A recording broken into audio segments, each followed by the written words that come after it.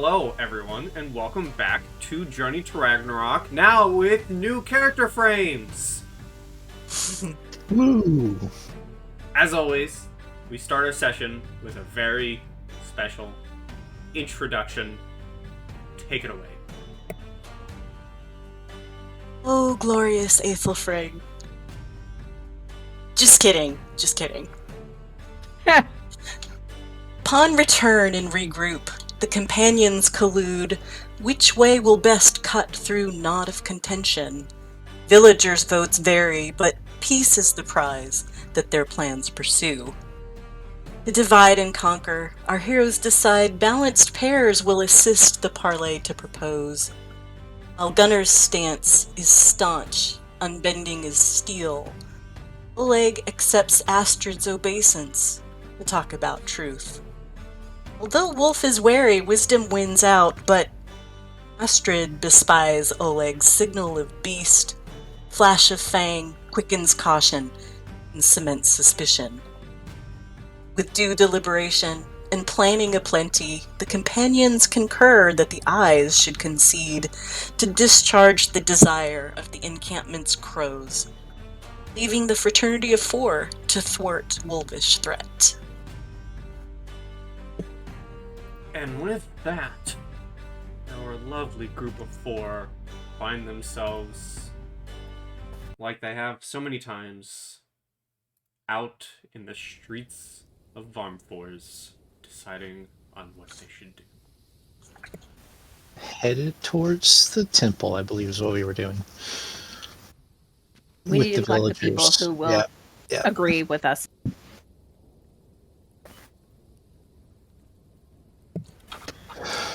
Well, Which I believe is Astrid's girlfriend, the barkeep. Manfred wants peace, totally supports the wolves. Aethelfrig adores me and will do what I want. And also vote with us. I feel like there's one more person. So, who are we missing? Edval supports the eye. Yeah, let me give you the full rundown. Edval is the only one who will not support the crows. He will support a neutral solution. Tully will support a neutral solution and the wolves. Aethelfrig will not support a neutral solution and will support either side. And Manfred will support a neutral solution and either side.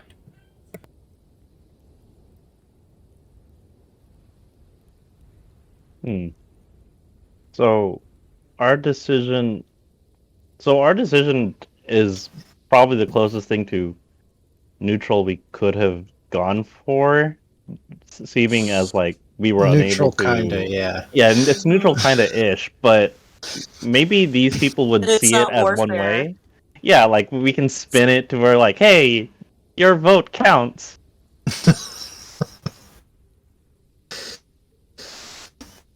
So, I feel like in a weird way, we can still get everyone's support in a really, really weird way. Like fighting and punishment isn't the answer. Yeah. One of you being taking the high road and leaving means that you're the better and the more reasonable ones. I mean, yeah, sure, we can spin it like that to the Odin's eye. It's like, you leave the victors, with your tails proudly between your legs. I mean, clearly we can spin things in a way that certainly is diplomatic in nature and would at least give us time to investigate. It's semi-neutral. The Odin's Eye don't belong here. Yeah. That's the only solid foundation we can stand on without people blowing us the hell up. Agree.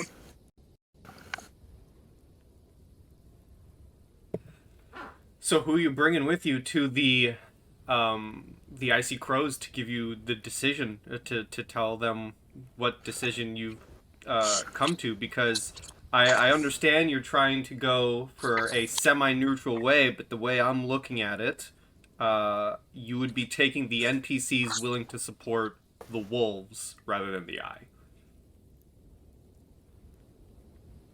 Okay. Right. The way you're looking at it is we take the NPCs that are supporting the side that's staying. Mm-hmm. Okay. Is how But I'm hearing here's things. You're not taking here's my everyone. question. I don't want people to feel left out or that we're moving behind their backs, but I feel like so the Wolves supporters are Tully and Aethelfrig will do it. But if we can convince Manfred that this is the peaceful way, then we would have Manfred too. Yes, So Edval is the only one. Edval is only in favor of kicking them both out or supporting the eye, and Tully is only in favor of the wolves or kicking them both out. Everyone else is like I can go to either side. Except for Aethelfrig, who is unwilling to support kicking them both out. She is very staunchly one side or the other. Right. Which in this case, it's whatever we pick, so... So it looks like we're getting everyone except Edval, it seems. If that's the way that we're looking at it, I would think yes. Yeah. Here's a procedural question, Pi. Mm-hmm. Ow. I'm really tired, you guys. I'll never live that down, I can tell now. Is it a question of getting both groups together with at the steps of the temple? I mean, so we can tell the Icy Crows what we've decided, but then what? I'll just say if you go to the Icy Crows, with your group, and you say, "Hey, this is what we decided," the Icy Crows will likely say, "Okay, now go dish shit out. Now make it happen." Okay. Now make it happen. Okay. Because they're not doing it because they're neutrality. Right. They're Sweden. Okay. That's okay. Okay, so I guess each of us can fetch one of those people. It was Tully, Aethelfrig, Manfred, and wait, that was it, right? Mm-hmm. Everybody but Edval. Okay, yeah. So I think one person should grab Tully, one person should grab Manfred, and Astrid plus one more should grab Aethelfrig. I'll probably be going that's a bad idea. Why? I'll be going with the princess. Can I go talk to the commander while everybody else is gathering people? You want to go talk to Gunnar? Yeah. That works. I mean, you certainly could, while everyone else is gathering the group.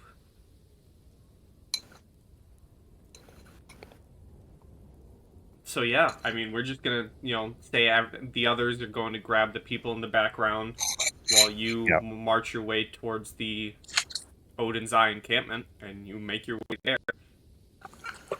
So I have a little herbal medical kit thing with me. Mm-hmm. I'm just gonna stop in front of their fire and just be very casually chatting to the soldiers about nothing having to do with this. And I'm going to make one of those, like, hot compresses. Mm-hmm. And then I'm going to go ask for entrance into his command tent. You would be allowed in. I mean, it's the same site. Every time you've seen him so far, he's been busy poring over his maps of the area. Right. Looking away from me. Does he have armor on right now? Yes, okay, I can actually give you a description of him, which I haven't been giving. Okay. Gunnar stands around 6'10". Woo! He's quite a stocky man. He looks tough and muscular, especially considering he's over 40. He has platinum hair. He wears his platinum hair straight towards the back at medium length. He sports a medium length, well-groomed beard too. He is wearing reinforced metal armor, a red cloak, and he is wearing a nice helmet, which upon it dances a red plume. Okay. On his Fancy. breast, you would see an elaborate golden pin depicting the Eye of Odin, and on his side is an elegant longsword, likely a family heirloom. Okay.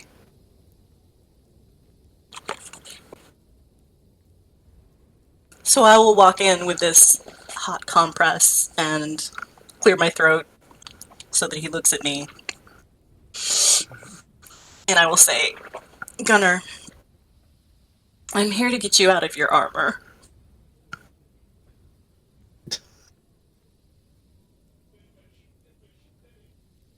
I think that would be a mistake while the wolves still prowl. Well, I think it would be a mistake for you to continue to be wounded and not at your best while the wolves still prowl.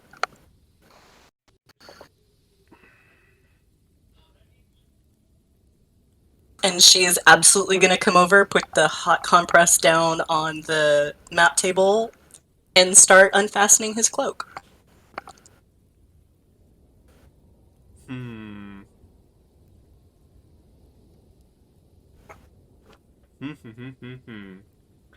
Roll me a something. Roll me a.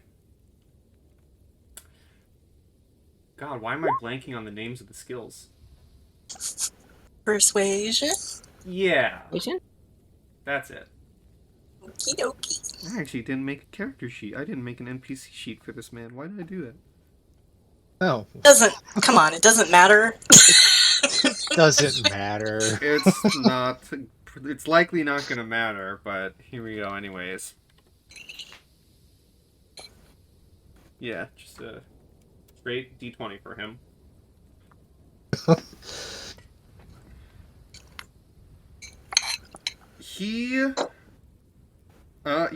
He'll let you begin taking off his cloak. And I'll tap whatever piece of armor's like on his arm or whatever and say, not everything, just get that out of the way. He does say, They tie the tent door shut with a sock. I've been in more battles than you've been alive, child, but perhaps a little medical assistant wouldn't hurt. Oh, I am well aware I have heard and memorized most of the stories. But, I just kind of want to prove that your healer is for shit. And he does. He's been in my face before, and I just want to be the best, He does unclink his armor a little bit, and on his side you do see a mark where an arrow would have struck. Mm-hmm. And it definitely doesn't look healed. It doesn't look infected, but it looks like he's gonna be him moving his arm in a couple more years is gonna be pretty rough. Right. Well, this is one of those, like, poultices, that's nice and warm, bordering on too hot, just with the herbs and stuff in it to just help draw out the pain and the poisons. He definitely feels a lot better when you can see his face, like, oh, thank God, when you press it. See, you were just doing me a favor. Doesn't it feel good to do me a favor?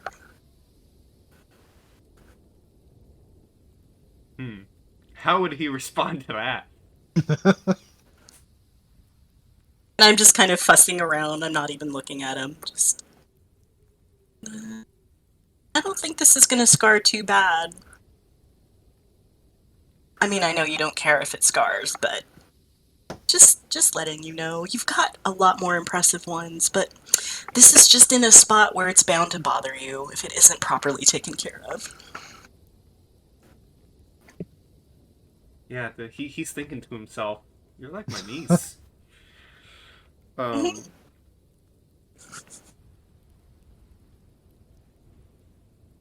right. Well, let me bind this on just a little bit and keep it on until it feels cold, okay?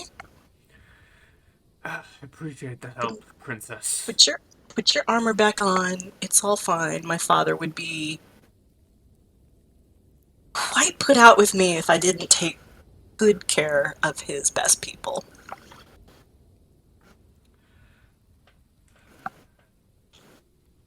Roll. Okay, this is interesting. A higher or lower, Astrid? Higher. Higher. Hey. Okay. Conversation continues on as is, and he thanks you, and then goes and says, it's been a while since we've been back,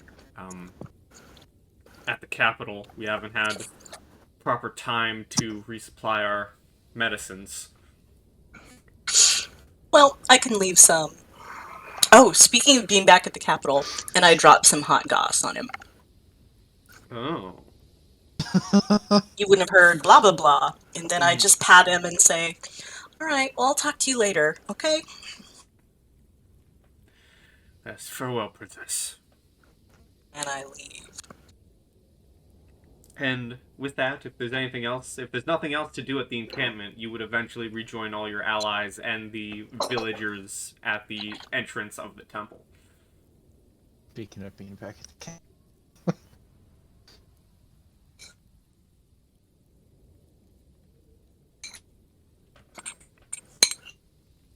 But you're all at the entrance to the temple with all of the villagers that you've called together. You have Tully, you have Aethelfrig, and you have Manfred. What do you do?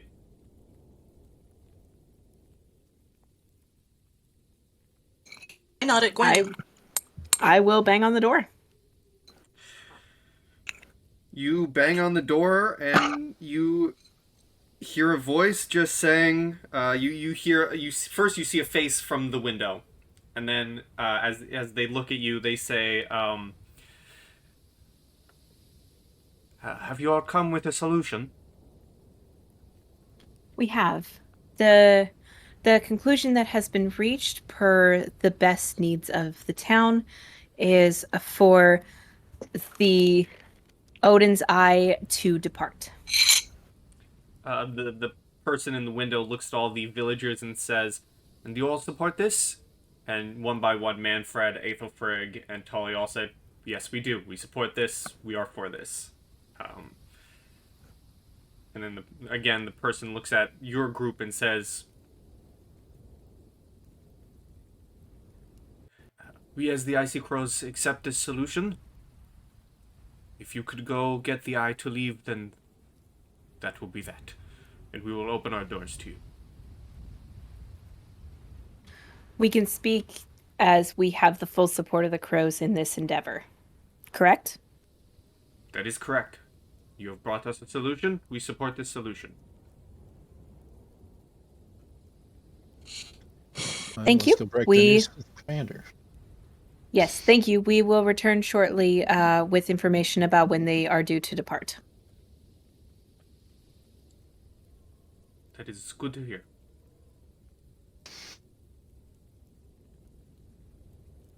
Suppose we turn around and start walking off. Should any of us let Oleg know what the verdict was? I mean, he's going to find out one way or another, but I mean, it seems like an opportunity for one of us to spin it for even greater effect. I think My you would be the concern- best person to do that. My concern with doing that is if he is on a rampage to cause an issue, we are not giving the Odin's Eye a safe departure. Okay, well, I'll take. We that. could always tell them after they leave. Yes. And I get want going. to tell them like a day after these guys leave. Yeah, Like, that's what I I'm do not saying. want They him to get pick a any good ground. day's journey at least ahead. That's a good... Yeah. Yeah.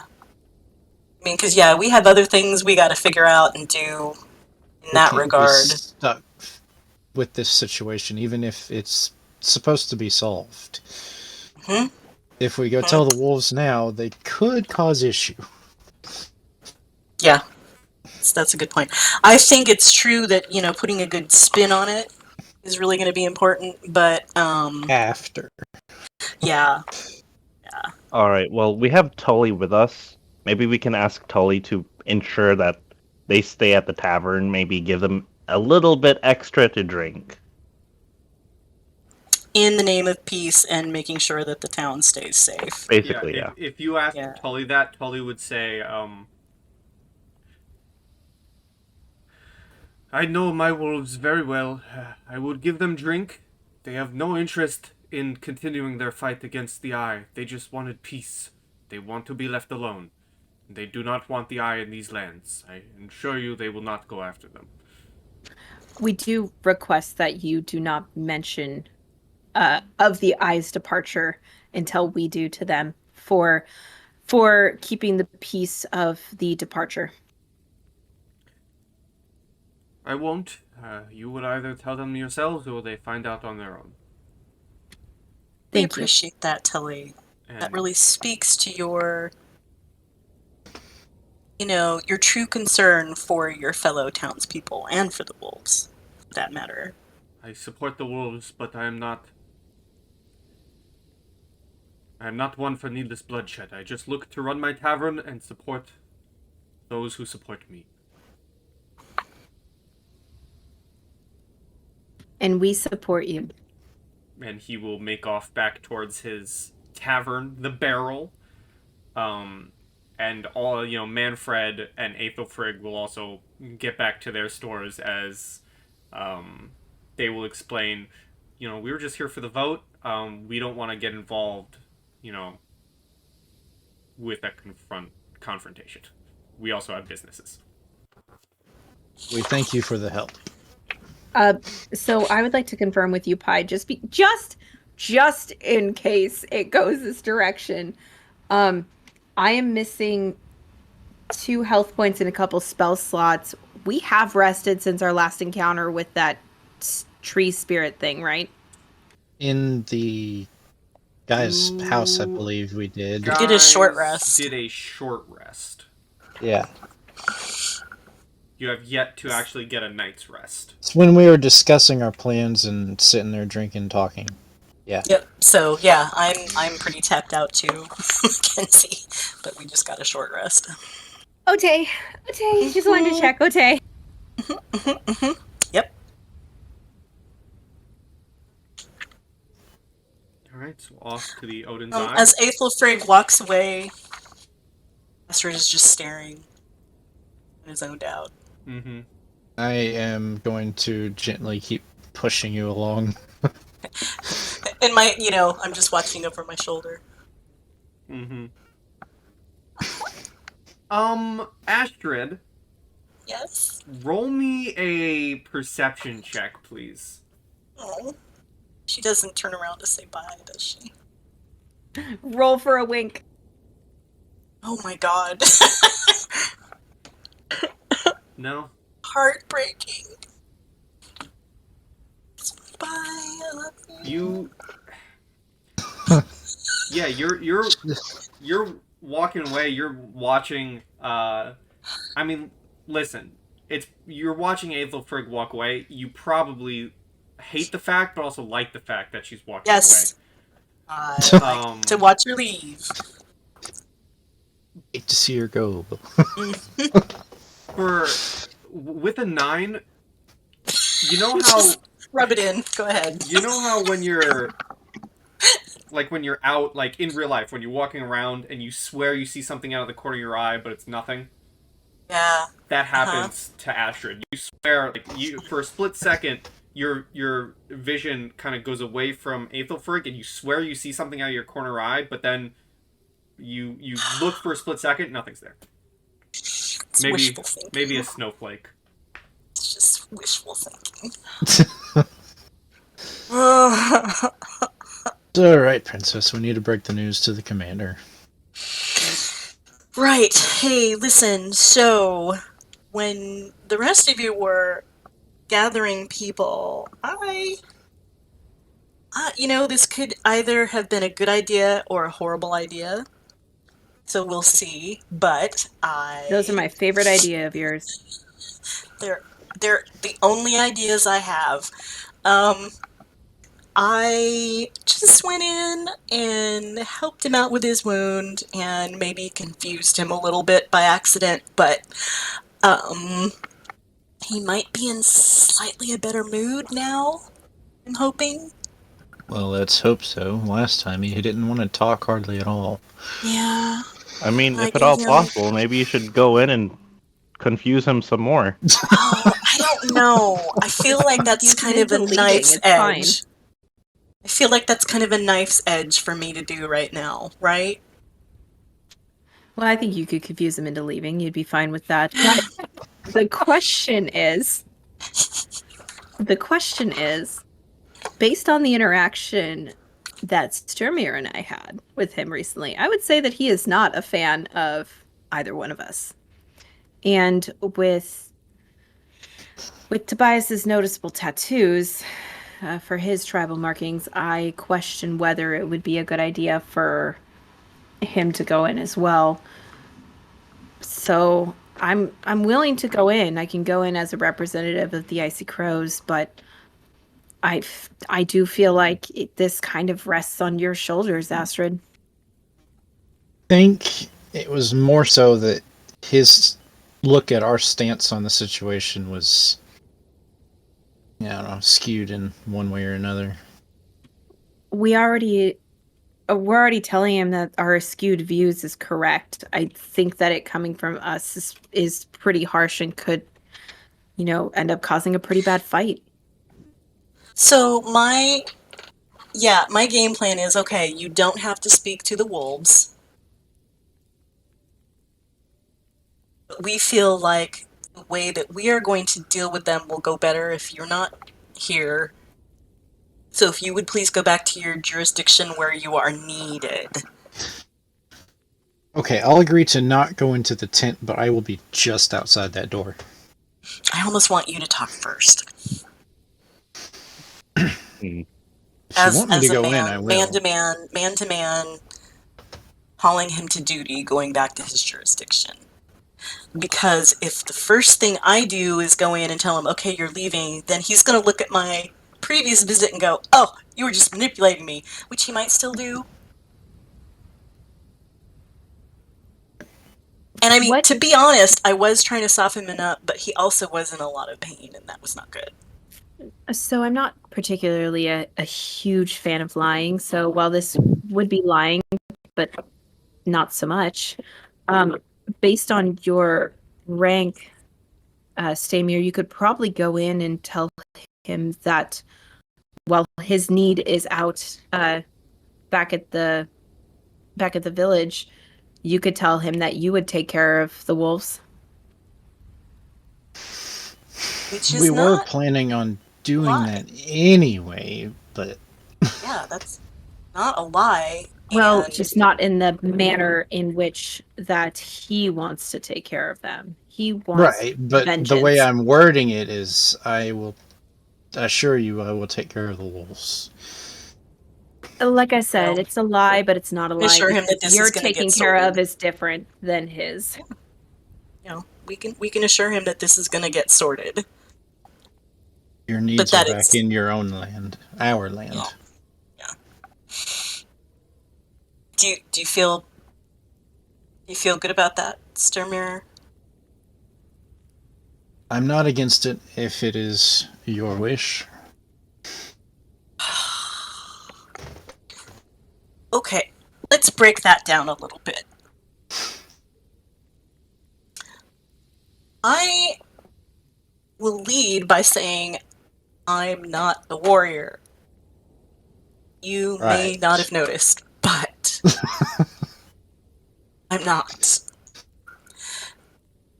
So I am good at figuring out people's desires a lot of the time, but I don't I don't have as much experience with that whole environment like you do.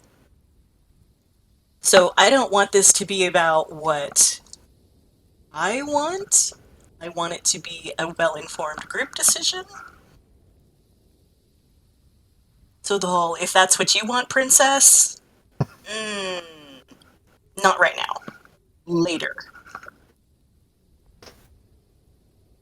Like I said, I'm not against going in. I'll go in. I support whatever decision that you make, Astrid, both as a leader, as a princess, and most importantly, as my friend. You have my support in whatever direction that you take, and I will be just outside of the curtain should you need me. I think having you as the front of this social predicament is the strongest move we can make, and I have full confidence in you. Okay, I think I'm having a new feeling right now. Yeah?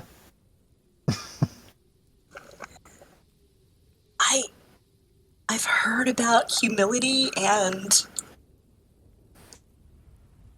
never quite understood it, but I think that might be. I think that might. That might. Are you feeling humbled? I mean, you know what? Yeah, I am. Thank you.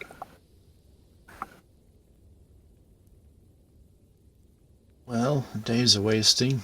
Should get up the hill. All right. Let's go. You guys eventually make your way to the camp. Who's leading the charge? Oh God.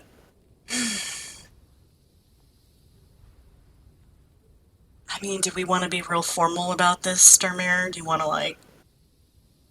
I feel like we shouldn't be pushy, obviously, so... Okay, so don't go in and announce me. Let's just go in together.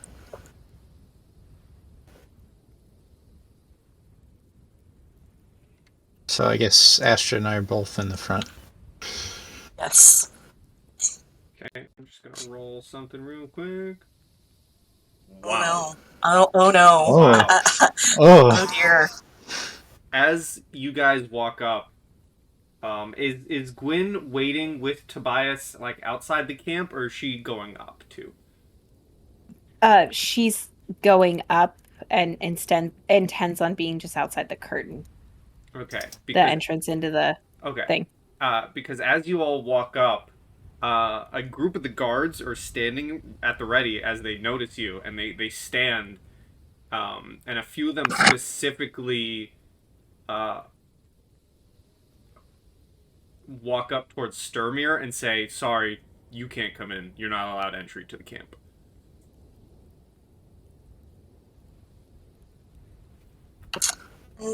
Why is that?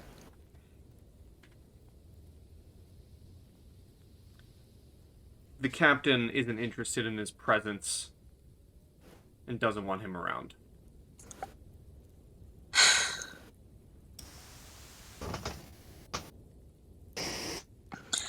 Astrid's just doing mental calculations real fast. How to play this? Okay. This is my thinking. Yeah, I'm not.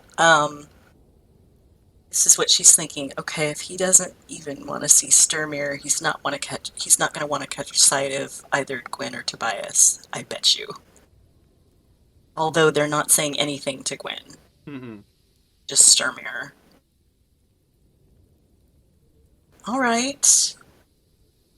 Gwen would give a small nod, knowing that with Sturmere being out of the options to go with Astrid, that give her a nod saying that she would go if asked.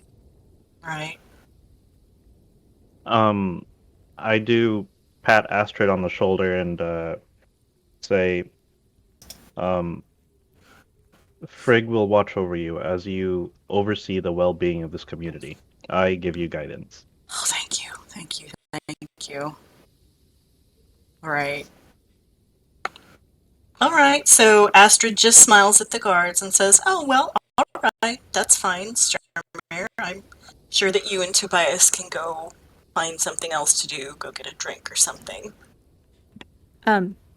As she says that, there's a little flutter in the air, and a raven swoops down and perches itself on Tobias's shoulder, and that's Gwen's raven that she has for a familiar, and it's just sitting there, just squawking and kind of like fluffing its feathers and jiggling around. And I'm going to use that as so out of character explanation.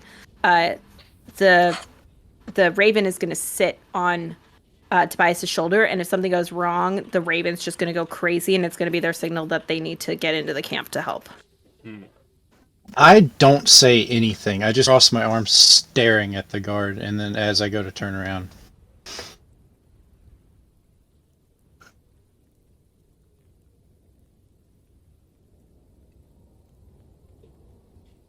Okay. I don't feel like leaving the camp. I won't enter it if he wishes that, but I'm not leaving.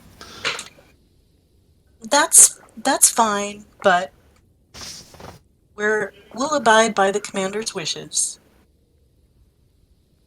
And she smiles at the guards again and just kind of tucks her arm through Gwen's and starts walking up to the tent.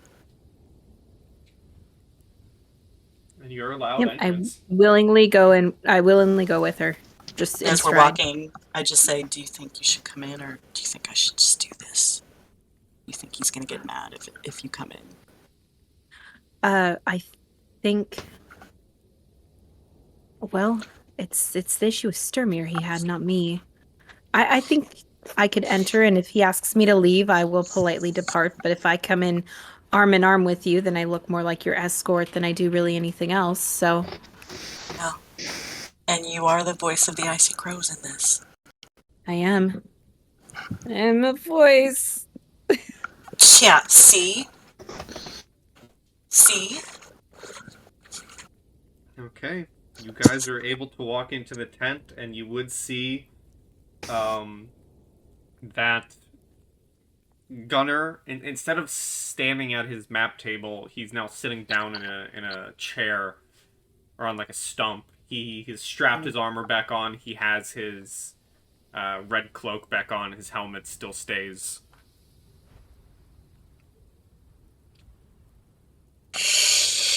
And he notices you enter.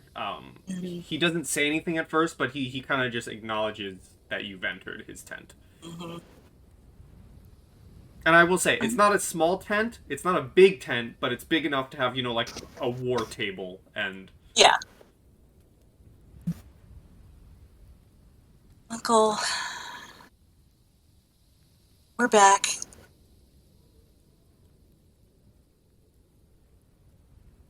That you are.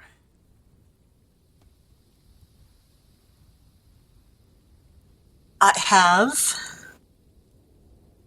some news to give you.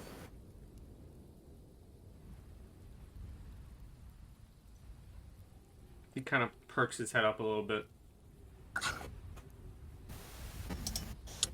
We have considered the situation at the request of the Icy Crows, and we've come to some conclusions, and again have been approved by the Icy Crows,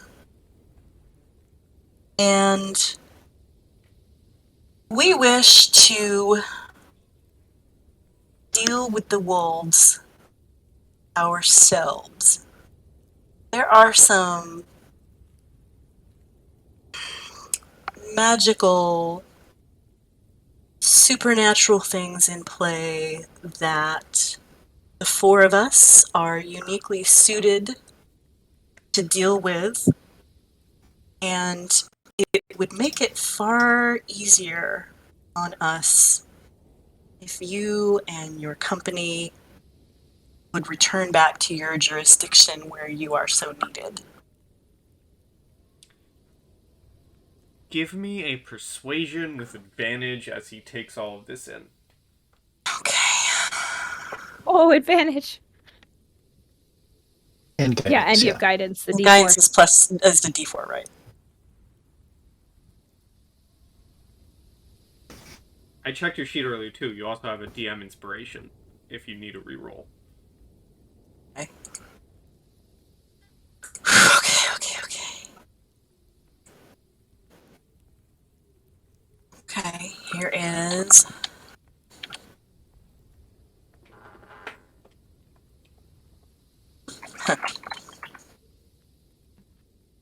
Give us the number Okay. 2. And I'm going And to the go ahead and do advantage roll. inspiration. No, you have advantage, so you already get You to have roll. advantage. Roll Yeah. another one. Okay, I thought that I set it on roll 20. See if you You score did well, higher. Yeah, Come on. absolutely.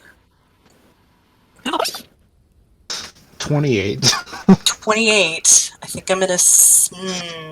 How much is the DM inspiration? The DM inspiration is a It full lets reroll. you.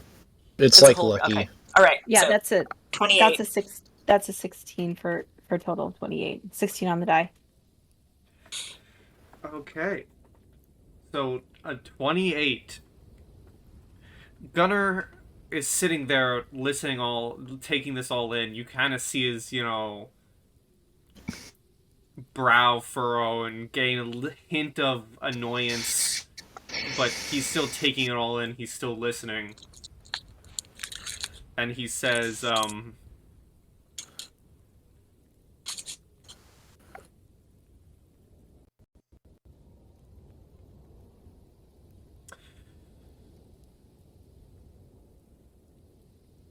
he kind of stands up a little bit, puts his hands on the stump, stands himself up, and he says, I won't let the wolves just go as they please in our lands and cross our borders and kill who they wish. But Nor am I asking you to. it's been some time since I've reported to your father, so maybe you're right. Maybe it's time we head back. Uncle, I thank you. And I know that the well-being of the people in this town are important to you as well. Please give my father my regards, and any word of you from my lips to him will be glowing praise. As it always has been.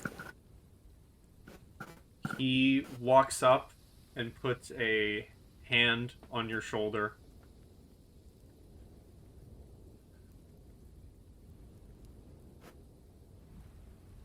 He says in a very serious tone,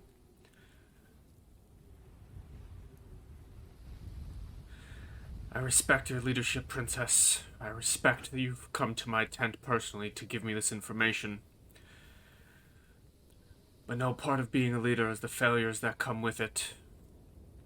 And while I offer my respect for taking charge in this situation, know that should the wolves kill anyone here, those deaths fall on you.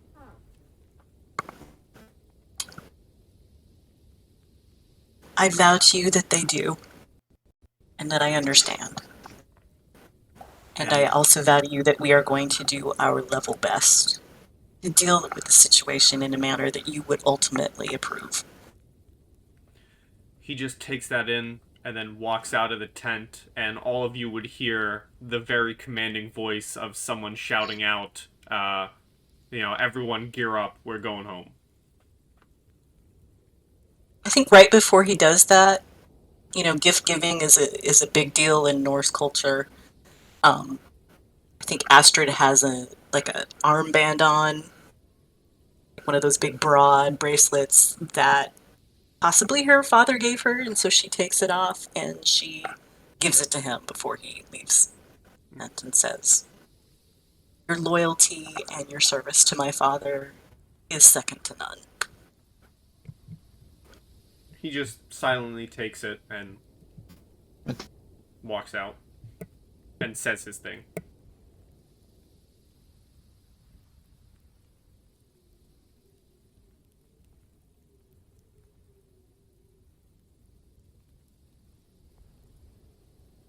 Holy shit, that worked. I'm going to turn up towards him and just look at him as not angrily or anything, just as he says that, just watching, really, I guess. He doesn't even make note of you. I knew he wouldn't, but it's not the point.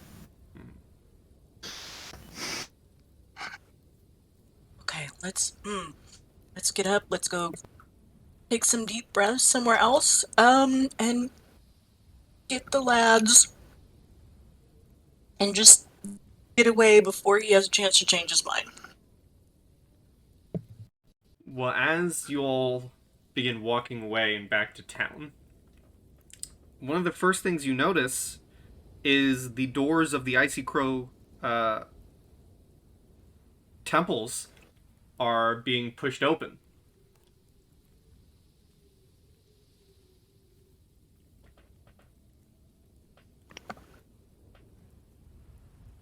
It seems that pretty quickly word of your success somehow has already found them. Okay. So as they go by, Astrid tucks her arm through Sturmir's this time and says, "Stop glaring. Stop brooding. Come on. I wasn't glaring. Oh, yes, you were. Come on." For once, you're leading me. I'll take it.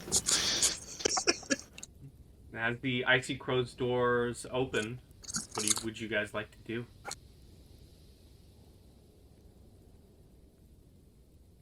Let's go in and look around for... What's his name? Mm-hmm. What is his name? I'm finding it. Just a minute. I want to say it's like Sturry or something. Oh, you're so close. Am I so close? You're so close. You have it, you just need to replace one of those letters. It's not Sturmir, we know this. Tobias is kind of just standing there, kind of watching her squirm. If it takes too long, though, Tobias will help out. Listen, You did a Astrid good job. knows. Astrid knows, Pepper doesn't. Okay. Well, as a player, it's Starry. Thank you. Okay. And I will just nod to Gwen. Really. Yeah, Gwen will speak up and say, we seek, why are you doing backflips? Hold on. I'm taking an educated guess, but Gwen, I think you need to make me a dexterity saving throw. Oh no! Oh no! Dex save. Ah! God damn it. If I was correct, and that was your target, because why wouldn't it be? You get smacked in the back of the head with a snowball. Yeah, I like stumble forward inside and I grab the chunk of snow from the back of my head, just whirl around like, really? Now? Right now? Oh, wait, did I catch you? Yeah, you got it. Oh, that's great. Yeah, she like whirls around and then on your shoulder, because you seem to have forgotten it's there, you get a little like nip on your ear from the crow. From the raven. It's like, bam! And then it flies away. Cause it's like That's so awesome because I wasn't even looking at your screen and I just whispered, it's like, hey, I'm on the lookout for something. Yeah, and I took an educated guess at who your target was. Because why wouldn't it be Gwen? Yeah, no reason why it wouldn't be. Alright, onwards. But after that happens, as you guys approach the Icy Crow's temple, you actually see the figure you're here to meet at the entrance. You see Old Starry. He's an older gentleman. He is visibly fatigued, and he is leaning heavily on a twisted oak staff that is embellished by a pendant made out of raven feathers. And as you get closer, with a little nod, he invites you into the temple.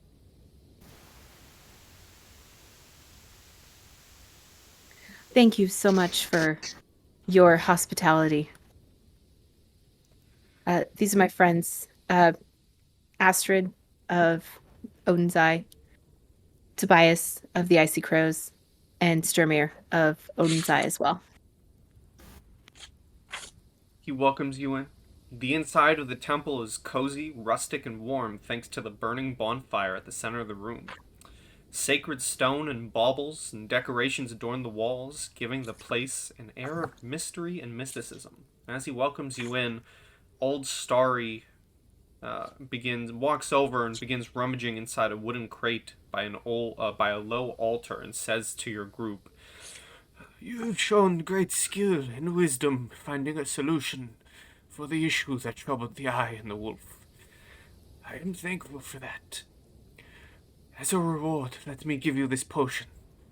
Whoever drinks it will wear the black feathers of a raven." And whoever's in front hands you this potion.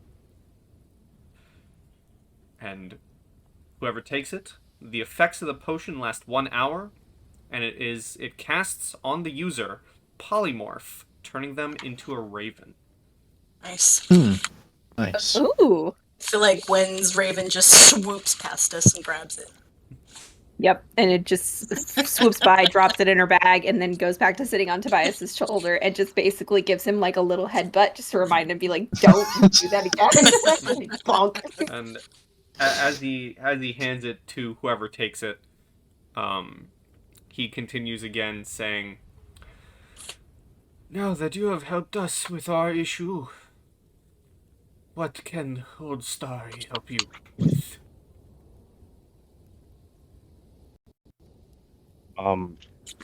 Our party is looking for Spekisvidir and Blotre of the Icy Crows. They seem to be very difficult to contact, and we were hoping that you can assist us.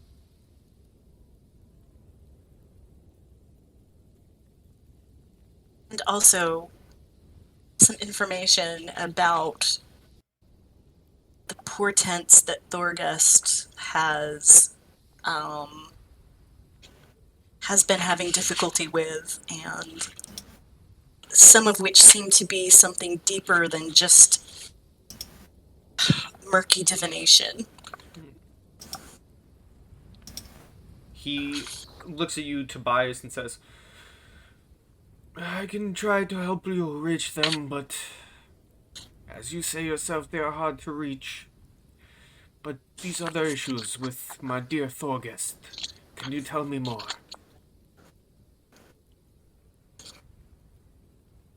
In his soothsaying, the runes that are being pulled are muddled at best, and it's something that none of us within the Icy Crows, including himself, have ever dealt with before.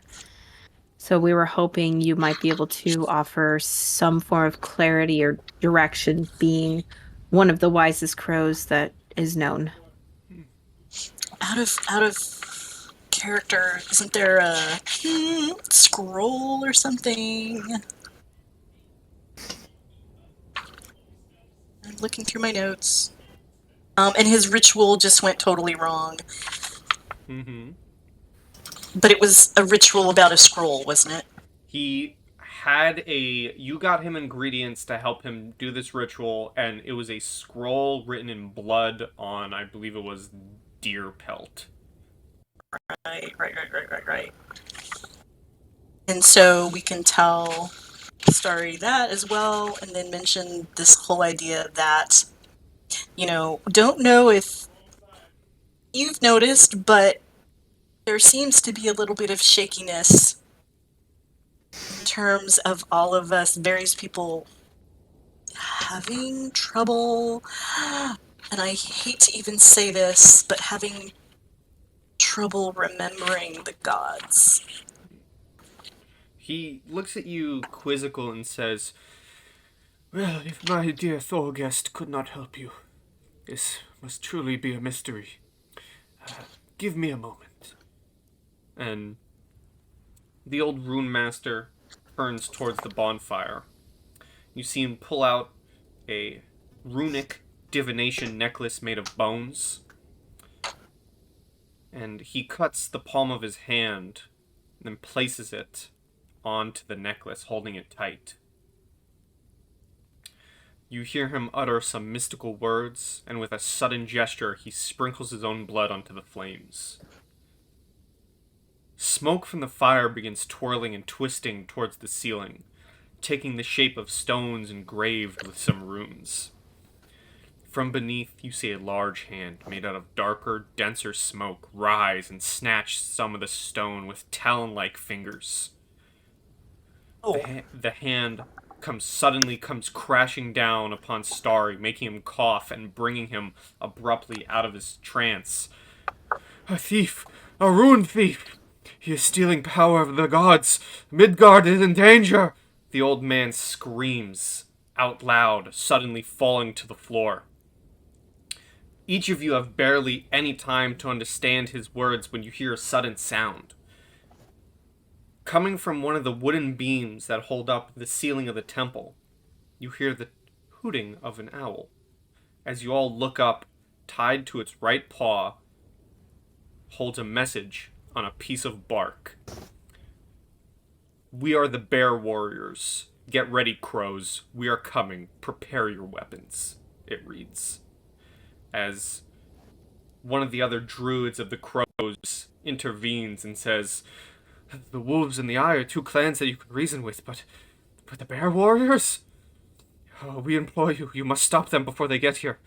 I don't know what they might want, but I tremble at the mere thought of the bears attacking us. As you're taking this in, you notice Starry has managed to get back to his feet and continues. I'll do as Farland says. Seldom do the bears come down their mountains. When they do, they are either marching for war, or they have an equally serious motivation to do so. Either way, I cannot believe that the rune theft and the sudden march of the bears to be a coincidence. He looks at each of you with a serious tone. Your destiny calls you along that path. And at that, we're going to pause the recording so our party can level up to level 5. Wee! Oh, I get stuff and things at level 5. So be back, we'll say in 10 minutes.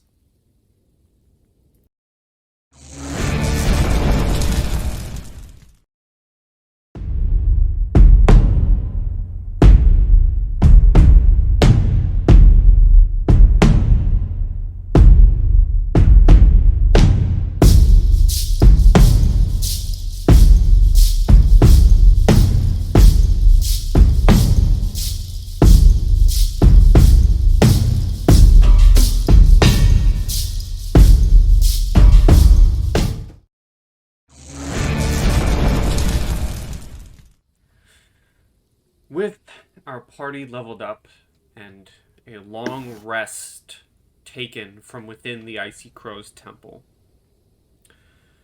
I would like to start with a perception check from Astrid.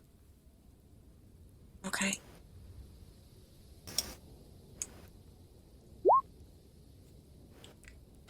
Another 9. Rather than physical this time, while you're asleep, while you're dreaming of Aethelfrig,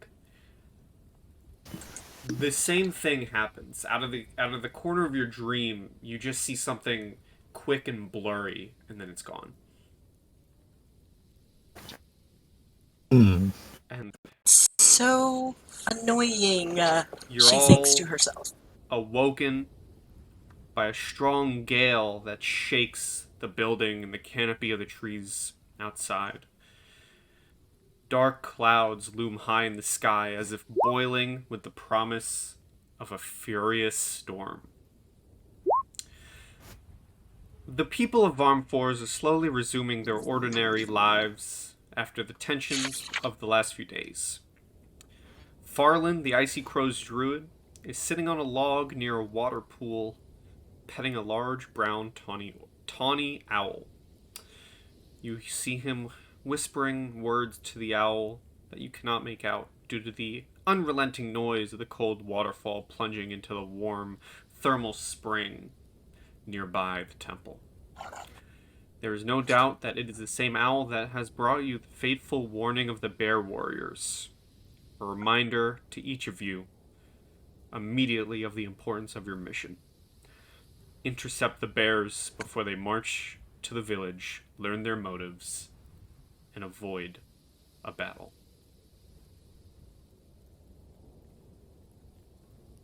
What would you like to do? Well, before we do anything, I would like to let the Icy Crows know about the Oleg situation.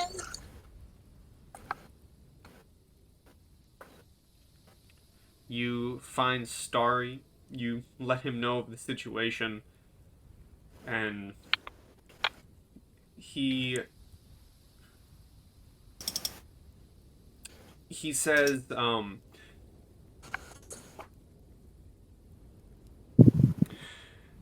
if they prove not to be of trouble, then so be it, but if they show signs of aggression in the village, we will take care of it. But a stray wolf, with supernatural issues or not, isn't the most pressing matter at hand. I would argue that they've already caused trouble. I mean, there's an entire village that would probably join me in arguing that if they were still alive.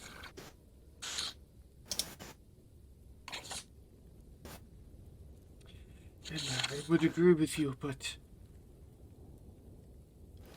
this village is now in danger of being just like that one, if steps aren't made. Well, I would urge keeping a close eye on him at the very least. I understand that we have conflicting dangers, but I would hate to go deal with a threat from outside to come back and find you all succumb to one from inside.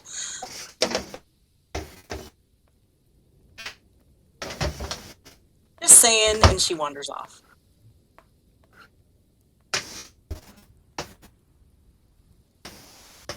He would listen to you and say, we will keep our eyes on the wolves, but the bears need to be tended to.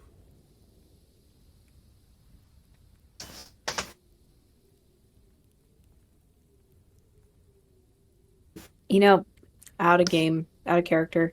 We could really conquer this one in two ways. We could go the peaceful route, or we can take the wolves with us.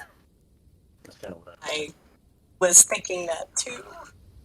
But in that same regard, if the Odin's Eye holds value in the Icy Crows as well, we could grab them and be like, yo, I know you two hate each other, but we got to protect these guys.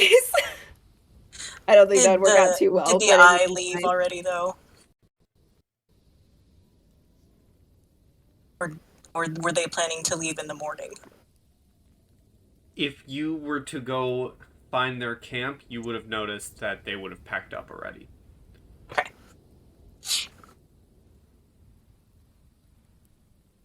Well, I mean, that way we would be keeping an eye on Oleg.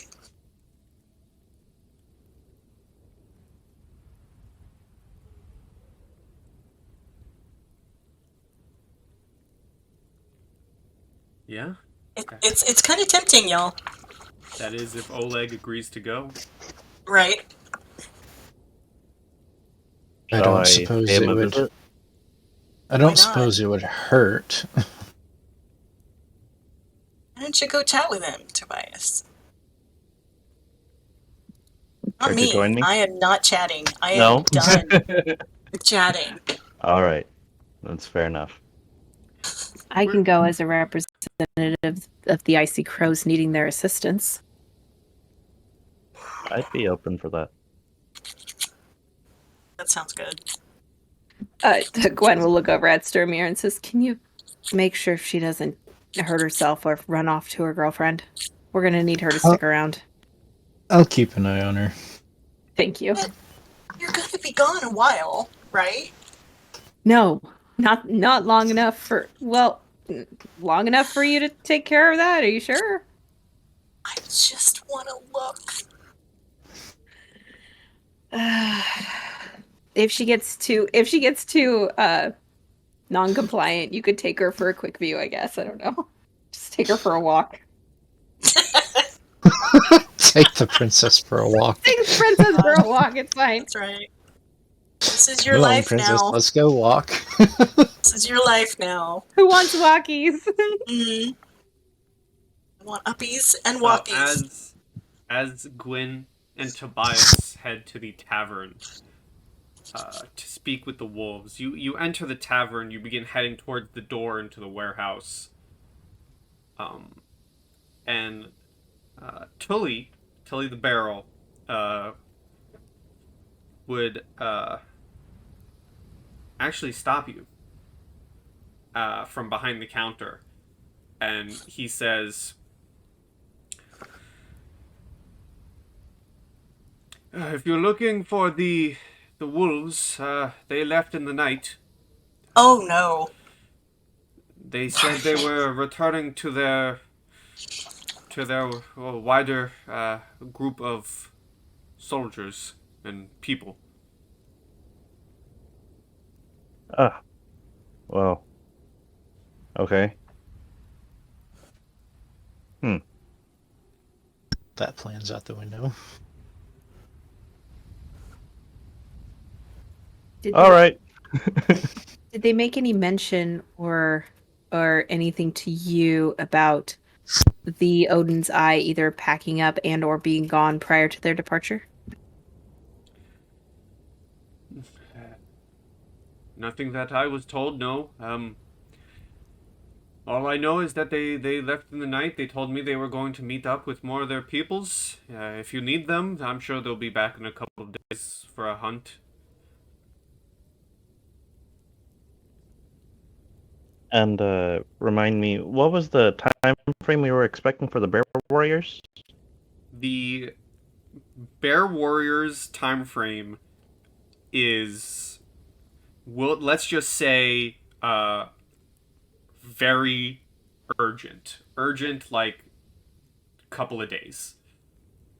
Imminent. Okay, so we cannot reliably call upon another faction for assistance in this case. Unlikely.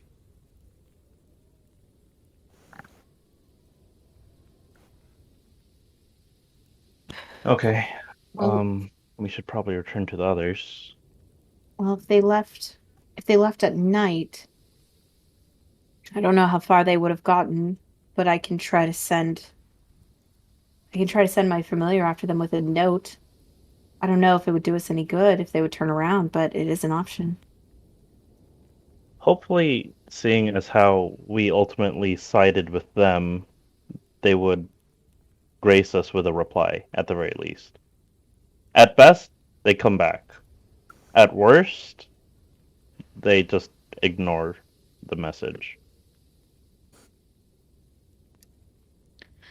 All right.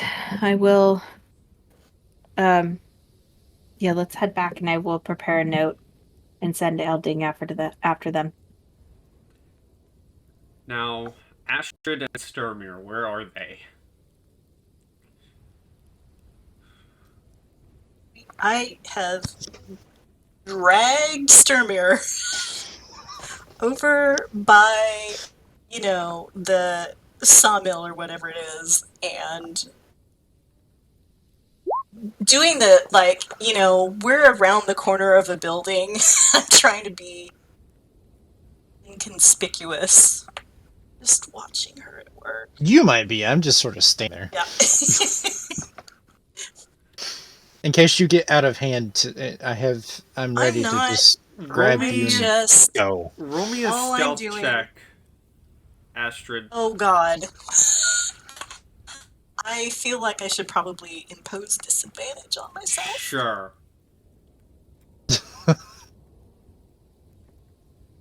Ooh. So Aethelfrig notices you.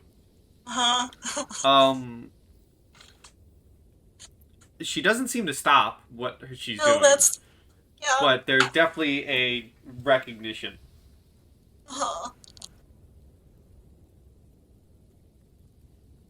If she looks over, I just kind of like... Mm-hmm.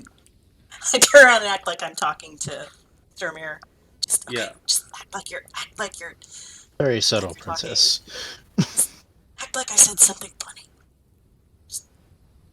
Mm-hmm. Haha. Yeah. That was great. Okay. No. Yeah. Oh, man.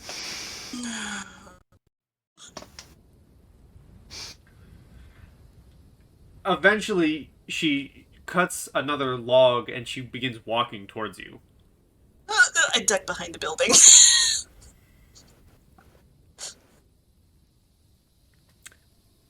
She walks up and just says openly, is there anything else you need of me? I've already helped you solve one issue. Is there anything else? And she kind of has her hands on her hips and is just looking at, not looking at Sturmir, but just like looking at the area. How goes business in this short time of peace you've had? I mean, it hasn't been that long, but... Same methods as it was yesterday. Suppose that's good. You're not doing any worse.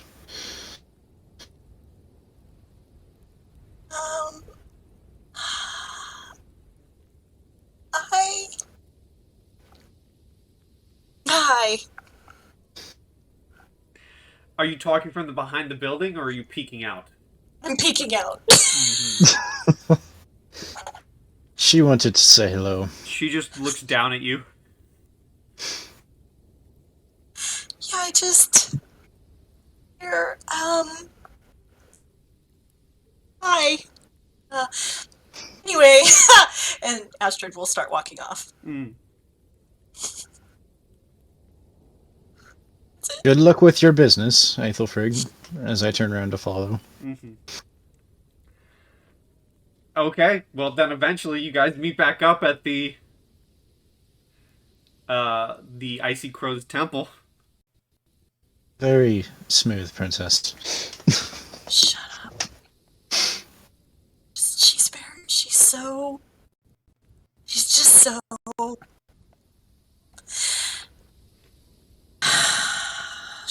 strong.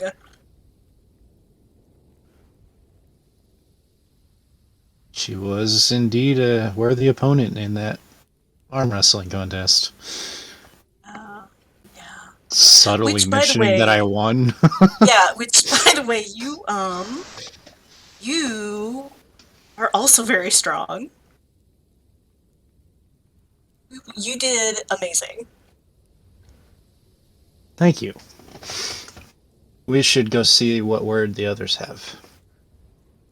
Yeah.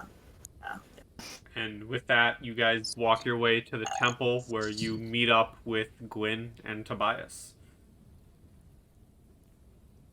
Hey, Tobias? I am here. Yeah, give me a dexterity saving throw. Oh, again? Again, bish. You are pelted in the back of the head for 2 bludgeoning damage from a natural 20 snowball. Oh, Oh. dang. I almost want to use a curse, but fine. See what you've brought upon us, Gwen. Ragnarok is here. Are you blaming Ragnarok on her snowballs? He is, and this is how death will come for him, by a fleet of snowballs by me. And she like dances in a circle, like super proud of herself. Tobias kind of mutters, we had a deal. It was 1 snowball a day, and she broke that deal. For technicality, it is another day. Oh, well, yeah, that's fair. Astrid leans over to Sturmir and goes, I think this is flirting. Just let it happen. Right.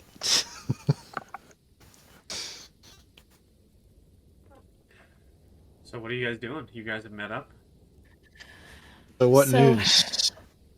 So they have already departed. They actually departed during nightfall last night. However, I can send my raven friend with a note. Maybe she can catch up to them prior to them getting too far.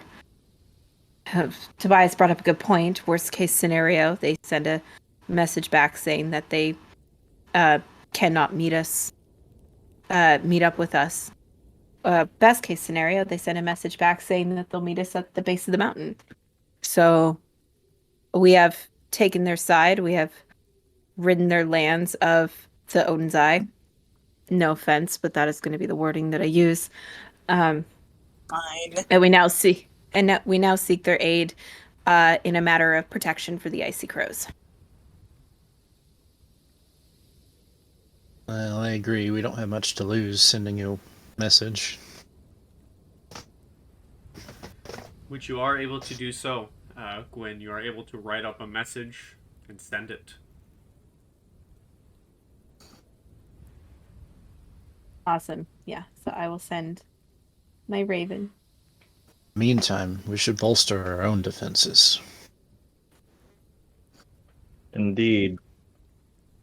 I can go out and scout the enemy forces, just so we know what we're dealing with. I don't plan on engaging, but I could always believe- go with.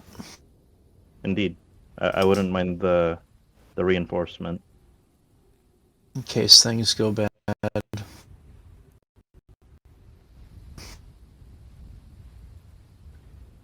I do have mixed feelings about this, though. The town's inhabitants don't seem to be particularly militant.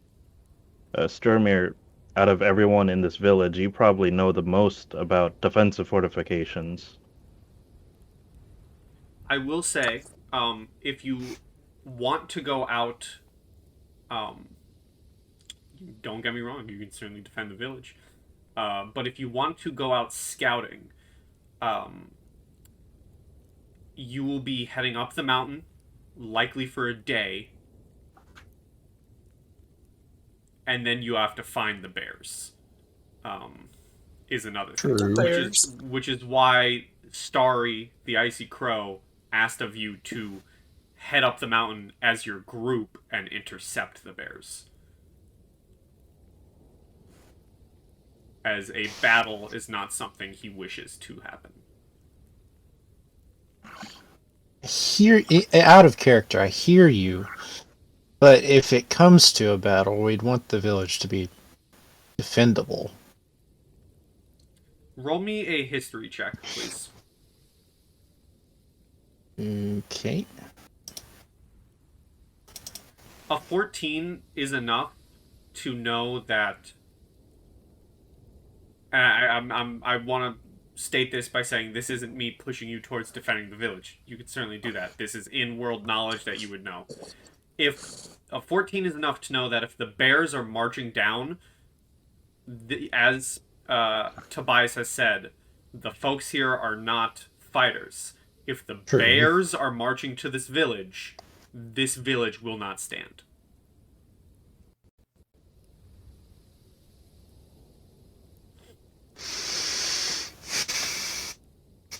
The bears march for war, and usually only war. I think we were going to go out anyway, but yeah.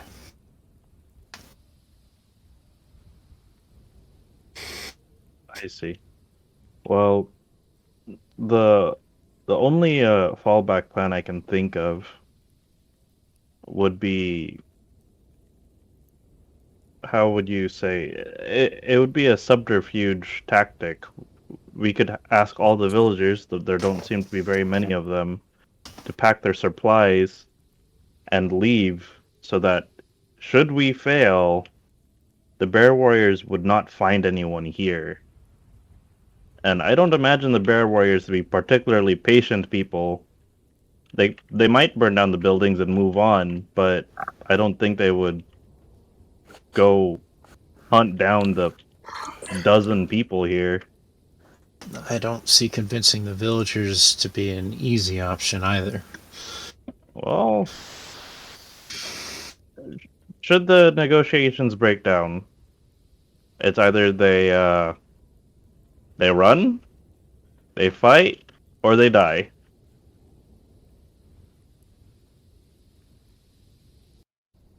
I assume that we all probably have stories about. No, they are the Bear Clan, I think, aren't they? Mm-hmm. Yes. That we have all had plenty of experience hearing that the Bear Clan they don't negotiate, right? Yeah. So I think that maybe the Icy Crows in the village need to do the best they can at taking care of themselves in terms of we've probably faced threats before, and maybe we should just go literally cut them off at the pass.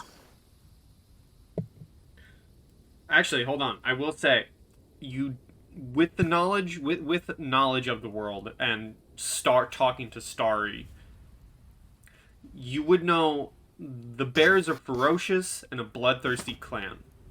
Okay. When they march for war, but they can be honorable in their own way. Okay. Can we ask what is the reason they would have for coming against the Icy Crows? What's the backstory, Starry?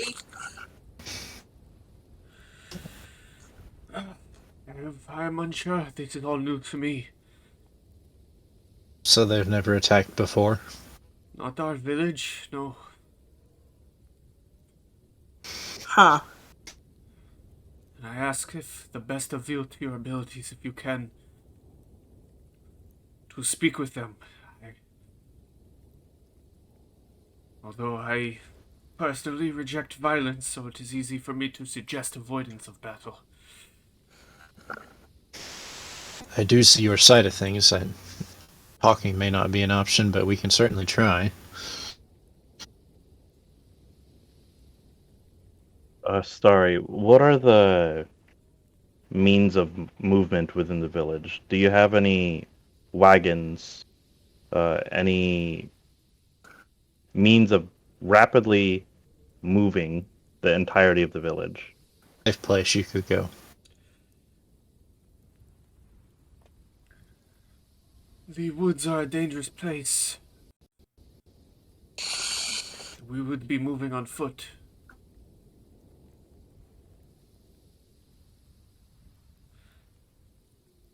It would be better than staying here and dying if it comes to that. Well, if we have Some of to us would rather maybe die in our homes than nowhere in the woods. Which is why Well, I then implore there- you to speak with the bears if you can. Okay. There is one final option, which is somewhat risky, but it's a compromise. The village can look for a place nearby to hide. You don't need to move a great distance. It could be even within the village, but it must be well hidden. Do you believe such a feat would be possible?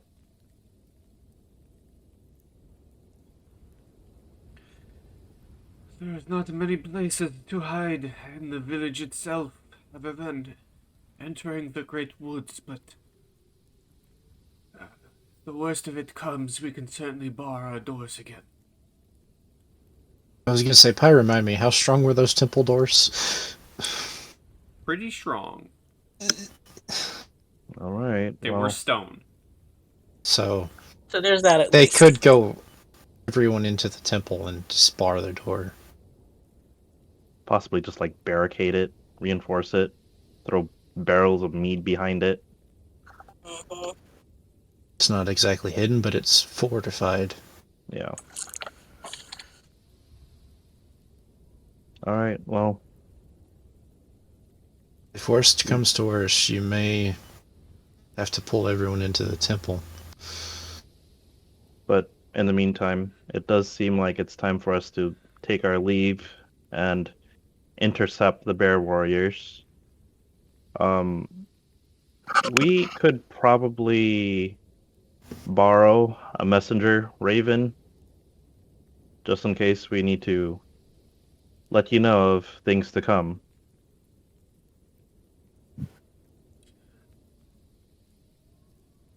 Yeah, he will give you one of the crow's birds, and he will also say, "Before you all go, I have something for you. Another token of my thanks. This is a special potion created from the thermal spring waters here in Varmrfors. I've blessed it with my own rune magic. I call it the heart droplet." And he will hand you this potion. It works as uh, a healing potion, 4d4 plus 4. And it also acts as a flask of holy water. However, once used, one way or the other, so either as the healing potion or holy water, it is considered consumed. Oh, that's cool. Yeah, multi-uses. Like it. But once you use it as the healing potion, you can't use it as a flask of holy water. Okay, noted. I think Sturmir and I are the ones currently in front of him. Do you want to hold that, Sturmir? I can hold on to it till such a time comes that we need it. Okay. All I right. will tuck that into my bag. I believe we should ready supplies and head out as soon as possible. There's no time to waste. What is that called again, Pi? The heart droplet. Oh, neat. As you all ready your supplies, is there anything else you'd like to do while in the village? Just for funsies, can I go check and see if perhaps our carpenter friend made any more arrows, those special arrows or bolts? Yes, you would meet up with him. Did you let him study your crossbow? Did I what? Did you let him study your crossbow at all? I let him look at it. I didn't leave it. You would find him, and because I believe he told you to come back in a day, he would give you a quiver of 20 bolts. Haha, so They I have work 40 now? Yeah, they work the same as the arrows. How much for a bow? Nice, nice, nice. I would ask him that. A bow... A long bow, short bow? A longbow. Would be 50 gold pieces. But for helping him out, he would knock it down to 25. Okay. Yeah, I'm gonna buy one. Okay. I'll add that to my inventory. Just a second. So as you're buying here, you all ready up? Anything from Tobias or Gwyn?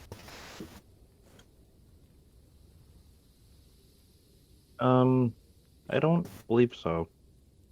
I think I've got everything I need to go. Yeah, I think I've got everything as well. I'm just prepping a copy of the letter to send to you, Pi, if it makes any difference for if they'd show up or not. Like, this is what she would write. Okay, then. And let's So, see. As you're all done readying your gear, you set out to leave the border of the clearing where the village is. The noise from the waterfall becomes more distant, and you are abruptly embraced by the terrible winter that you had almost forgot about thanks to the comfortable climate of Varmrfors. Winds blow violently, shaking the trees in their snowy canopies, taking with it the damp sleet that makes it difficult to orient yourself and proceed. The snow at your feet shows no tracks of any kind, human or animal. It's as if you are the first mortals to leave a footprint on this eternal snow, so perfect that it could have been painted by the gods themselves. And I would like everyone to give me a survival check. I know I have something for that. Hang on. Right, okay. Hunter's Intuition, I can add a d4 to that. Okay. As well as any perception check. Survival and a d4. Okay.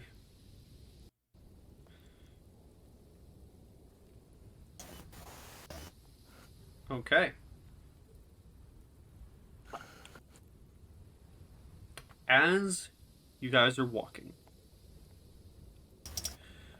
who's in the front of this group? Who's leading the pack?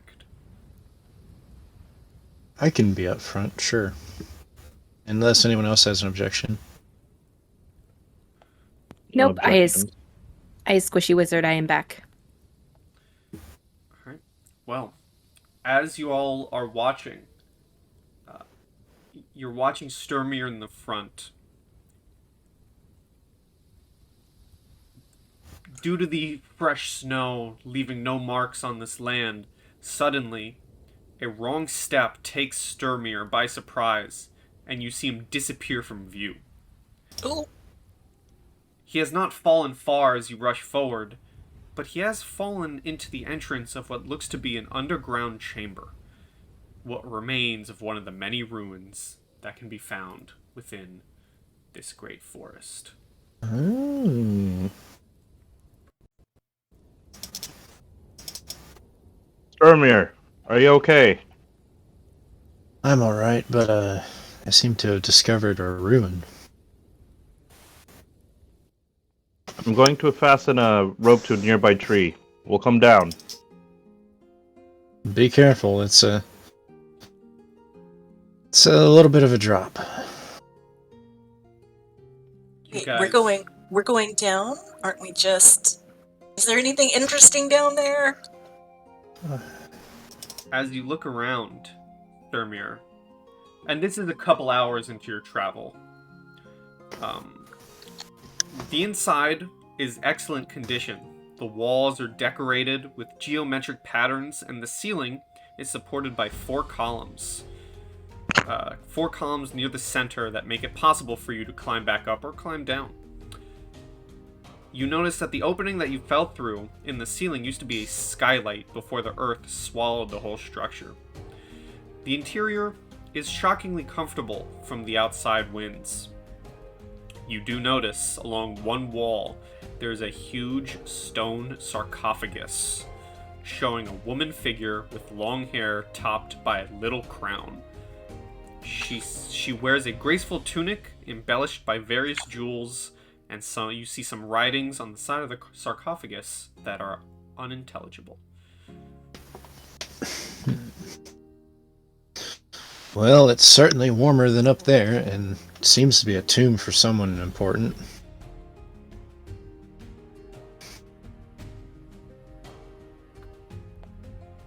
It's remarkably clean.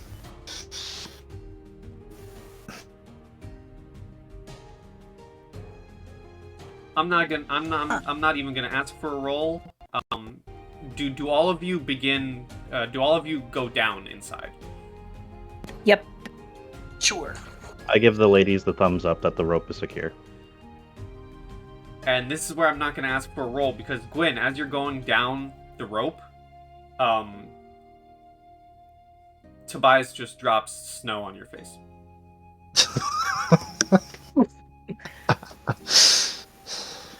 I just spit out the snow and shake my head and look back up at him, and I say, "That is your one for today." It was a good one. There's actually been 2 today. It was a cheap one. Alright, quit throwing snow at each other and continued get on the down rope. here. Yeah. Tobias climbs down. And you're all able to see exactly what Sturmir sees. Do I know who the statue is of? Roll me a history. Odin grant you insight, Gwyn. Tobias says, resting his hand on your shoulder and brushing snow off. Can I do the same? Just thinking, of course, You- about the poetry, etc. You may. Oh, you know what? Never mind. Never mind. I'm just looking at the writing. I mean, you can still make one What if do you want. make of it, Gwen? Can I? Okay. Yeah. For funsies, why not?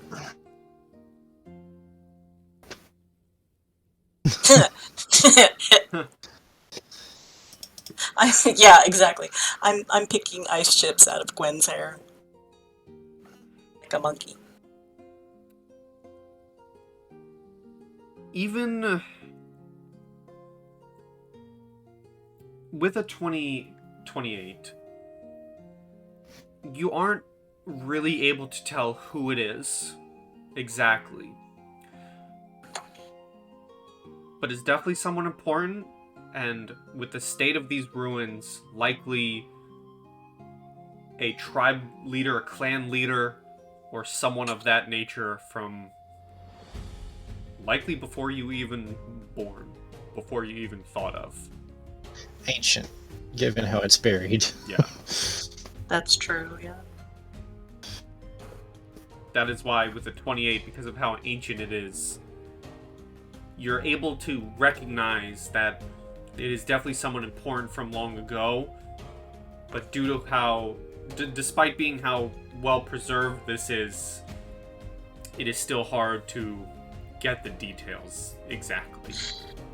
Is there very much writing, or is it just like a little bit? Like almost like, is it like a title maybe, or is it like a story?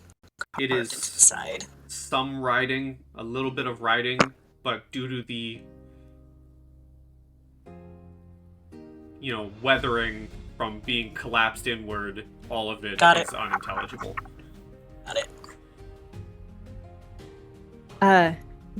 I will pull out my book and I will summon my quill that's got the endless ink, and I will flip open to an empty page and pass it to I'll pass it to Astrid and say, I'm going to clean this off. Can you sketch it to the best of your abilities and keep it in my book?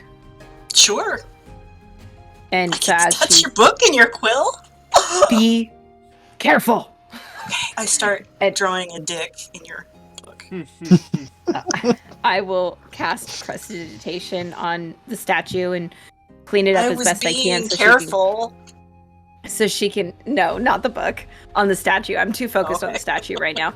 So I'm casting prestidigitation on the statue to clean it as best I can to get any sort of blemishes that are on there off, so she can make as accurate of a drawing as possible in the book with as. You're able to do so and give Astrid a chance for a good drawing. Which I then turn my mind to. Oh, okay, thanks, Tobias, you're right.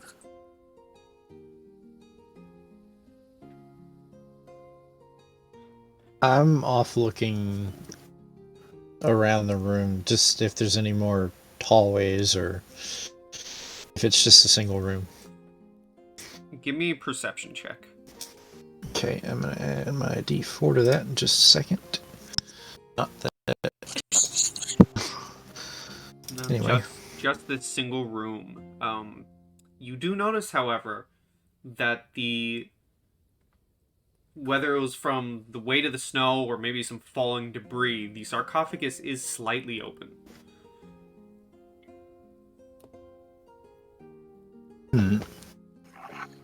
This. Oh, I'm cleaning off the statue. Sorry. I can't make reference to it. I'm cleaning off the statue. Is there anything that I can see within the slightly open coffin other than a body? Or remnants of a body? There might not be remnants of a body. You would have to likely fully open it. Hmm. Do it.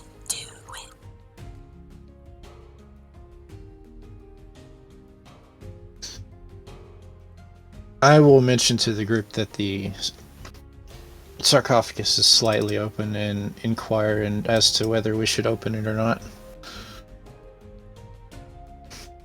Well, it seems to have been opened already.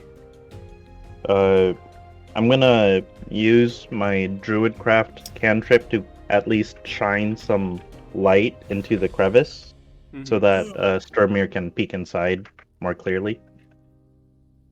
At most, Sturmir, you are able to see bits of skeletal remains. Well, nothing that I didn't expect to be in there. Not from that little peek, anyway. Yeah, okay. Tobias will dispel the cantrip. Do you think you'll need assistance moving that? I don't suppose it could hurt, but Okay. let's give it a try. So would I just be giving Sturmir advantage? Well, this isn't going to require a roll. You can just open it. Oh, okay, well done. Push open the tomb or the lid. As you push it open, what is everyone's passive perception? Passive perception. 13. Yeah, I'll just... Oh, mine is 18. 16. 10.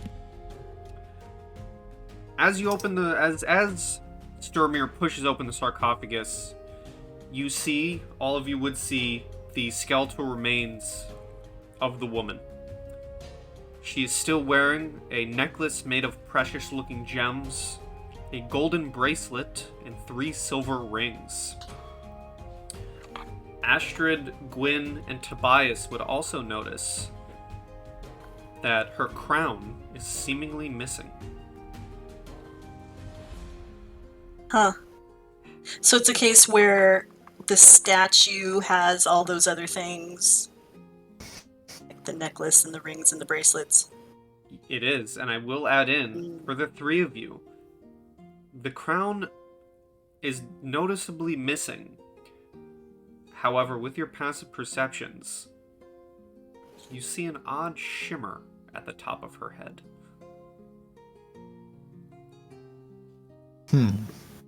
But not Sturmir. Mine was higher than Gwyn's. Why am I not seeing this? Isn't Gwyn's... What was yours? Yours was 13. Mine's 13. Hers is 10. Oh, yours is 10? Okay, that's my bad. Yeah, the 2 of you don't see this then. Okay, so I do notice it. You notice it, and Astrid notices it. Okay, I'm gonna take an arrow out of my quiver and poke at the shimmering spot. Oh, wait! I tried to stop you. Okay. Both of you roll me straight dexterities. Sure. Great dexterity. Ha! Yeah, I figured. Tobias, you poke in with an arrow, and the arrow makes contact with something not there. That you can't see. I thought maybe that was a glamour or a ward of some kind, Tobias. I was gonna have Gwen look at it. You know, so that it doesn't explode in our faces, but That's okay. I guess we're good. Nothing seems to have happened. Is there anything else in here? Other than that, other than everything you've found. Hmm. You know, Tobias, I have a question. What's your question? I really would love to see why. If there's a crown there, it's being worded in this way. But I also don't want to desecrate anything. What do you think? Is just taking it to look at? Okay. You mean the crown that's missing? Well, the thing that you poked, I think it's the crown. I think it's under some kind of glamour or something. Oh, I see what you're saying. Yeah. Like a protective ward. Yeah.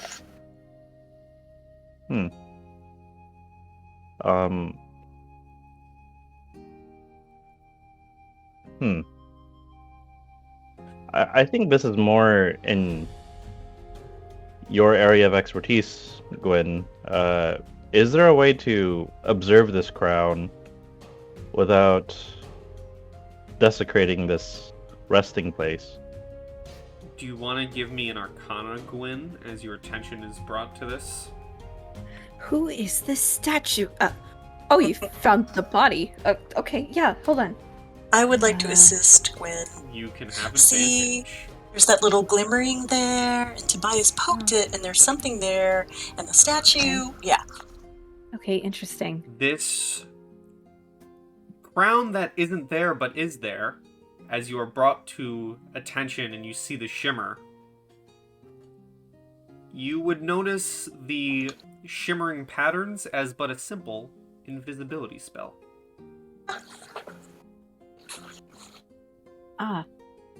Well, it's a good thing that you were very careful in your poking it without asking me if anything magical or weird was happening when you find semi-translucent stuff.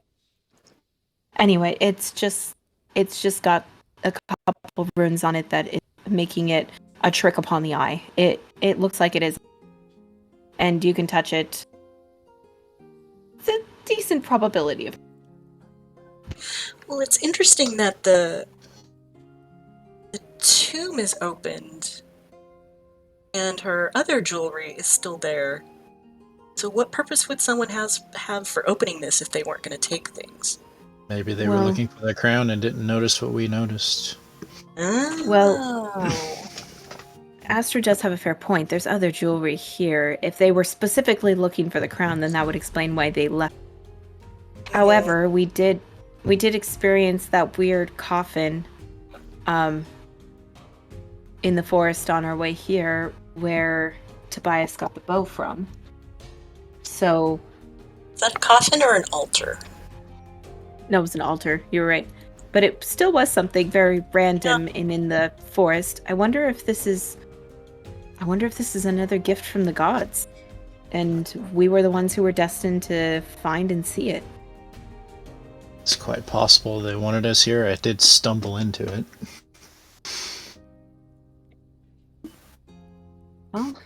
Well, again, Tobias, I defer to you because this is something that you're very careful to observe in terms of rites for the dead and so forth. I can't lie. I really want to see it. It's got to be magic, but it's also, like I said, it's a corpse. It's not an altar this time. Well, we'd best preserve the dignity of the corpse. So, I believe there's I can pay respects, and I think what Tobias is gonna do, he's gonna try to remember. Okay. Does this corpse have any distinguishing features that tell us what tribe this person is from? It is a long, decayed corpse. Just skeletal remains. Anything that would tell you, you would have to go back in time a couple, Oh, I was wondering if there was like a familiar looking sigil or the clothing style or anything like that. No, okay. This is so old that it's tough to Clothing's tell gone. anything of, yeah. Okay, so then what Tobias is gonna do is he's gonna look up into the sky and say, Odin, if this magic item grants us boons upon our travels, then I thank you for the opportunity to make use of such an item, but I also want to pay respect to this woman's body. It seems it rightfully belonged to her, and what Tobias is going to do is he's gonna write a short epithet for this woman as like a sort of offering. And I'm gonna say as I write it, it's only fair, even if they are dead, to offer something in trade if we're going to take this from them. Okay.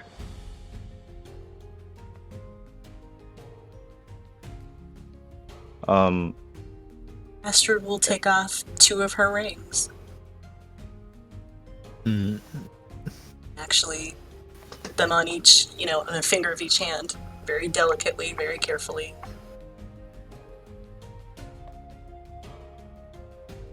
Gwen will place in a pan flute that she has as an offering for music to guide this person.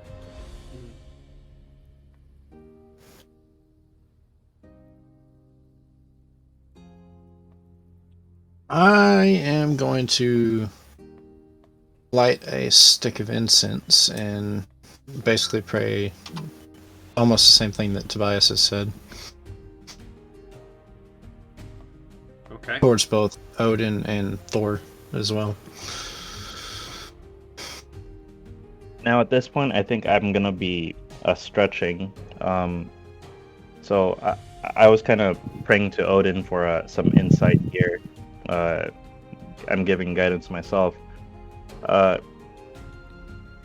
Would it be possible to try to listen for a response as we're kind of silently praying to Odin and kind of giving our respects to this body? Give me a perception check. Okay. Oh shit. Ooh. Oh! As you're saying this prayer and everyone's giving up their items, you don't hear anything, but more so you feel a very heavy weight.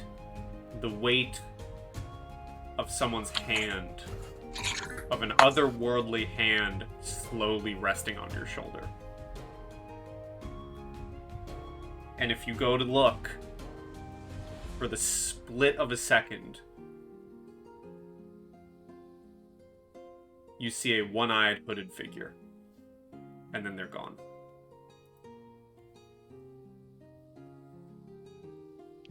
Tobias is gonna gently smile, but keep that to himself, and say to the party, I believe we've paid our respects. Astrid, you seem to be the most eager to make use of this item. Well, I don't know about making use of it. Just, I want to see it. Well, then you should place your hands upon it first. Is that alright with everybody else? If you're not going to do it, I will. She's like a little kid right now. Is it okay? Can I? Just take the crown, princess. So she reaches out. You reach out towards nothing, and you feel your hands grab something, and as you lift up, out of shimmering light, a crown, an exquisite-looking crown in pristine condition made of silver, is revealed to you. There is a design on it representing 3 swallows sitting on branches of trees. And in your possession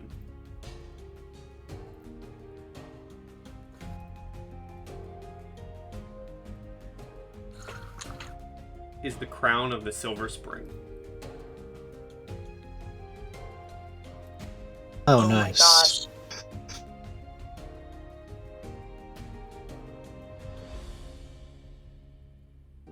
So pretty.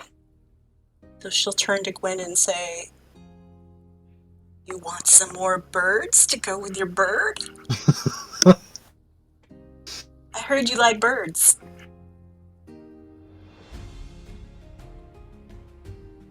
Okay, so the way I'm reading this, it is essentially one charge, but Unless it scores less than 12 damage, yeah. right. If it scores more than 12 damage, it's basically just a crown. It's a very, very pretty crown, though. First level magic missile is 3 instances of 1d4, is it not? Mm-hmm. Mm-hmm. Interesting. I guess question about this pipe does it recharge it immediately recovers its magic and is used again? Is that consecutively or is that at dawn? That is immediately after, if it doesn't do less than 12 damage. 12 or more, it instantly loses its magic. Just the birds blow up, not the crown. Well, yeah, it loses the magic touch. Still really pretty. I mean, I do look really pretty on you. Don't you feel it's a little bit much? No, me running around with a crown on my head? It's beautiful. If it comes down to it, it would be even better if it were crows, but if it comes down to it and it does lose its magic, you can always give it to Astrid. That's true. That's true. But I think it would be really pretty. Astrid just goes ahead and puts it on Gwen. And is fussing around, like, arranging her braid with it and making sure it's gonna stay in. As Astrid oh no! places the crown upon Gwen's head. Oh, Gwen, I'm sorry. We're going to end the session there. Oh, god damn it, Pie! As crown goes on the head. The crown brutality on Gwen's head, and you're all standing in this cavernous room. Oh, Mackenzie, if this is here horrible, I'm so sorry. As we await the further travels towards the Baron Warriors. Dun dun dun. For now, everyone say goodbye to YouTube. Later, YouTube. Goodbye, YouTube, and see you next time on Journey to Ragnarok.